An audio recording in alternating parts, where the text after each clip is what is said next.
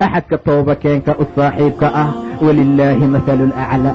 haddaba dadka muslimiinta ha dadaalaano, toobada iyo wanaagga ha lagu dadaalo, ilaahay ha loo soo rujuuca subxaanahu wa tacaala. waxaa loo baahan yahay inaan macaasida iyo dembiga ka qoomamayno, waxaa loo baahan yahay inaan faraha kala baxno, waxaa loo baahan yahay in qofka uu ka nadaamoodo, waayo dembigu laba ayaa loo qaybiyaa. midna wuxuu ka dhaxeeyaa ilaahay iyo addoonkiisa, midna waa addoommada dembiyaalku ay kala galaan.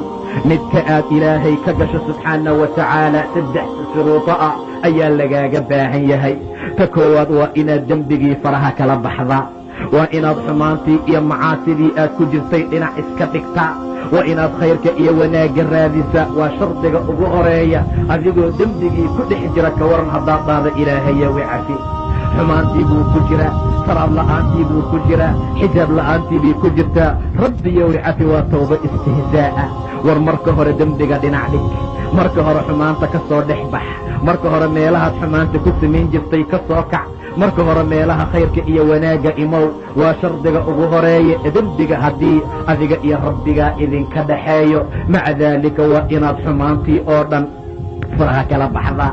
midda labaad ee shardiga ah ee looga baahanyay toobadu waxay tahay qofku waa inuu ka nadaamooda, waa inuu ka qoomameeyo maxaa kuu geeyey dembiga inuu yidhaahdo, inuu aad iyo aad uga murgo, inuu dhibaato fara badan u arko. ilan dembiga waa lagu halaagsamaa, jahanamaa lagu mutaystaa, risqigaa lagaaga yasiraa. xumaanta iyo dhibaatada mar allaala markaad ku dhex jirto waxaa lagaaga baahan yahay, toobana aad rabto waa inaad ka nadaamooto. waan ku qosolnaa dembiga maanta. nin baa rasuulka u yimid oo yidhi yaa rasuul allah man najaah, badbaadadu maxay tahay? rasuulku wuxuu yidhi carabkaaga iska qabo, war midkaa iska ilaali, naartuu ku geynaya. carabka iska ilaali buu yidhi nebiga sala allahu calayhi wasalam. amsik calayka lisaanak, war dushaada carabkaaga ka qabo.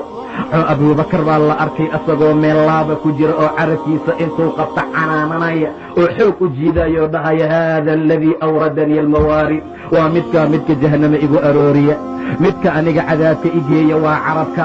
maca daalika rasuulku najaadka wuxuu ku yidhi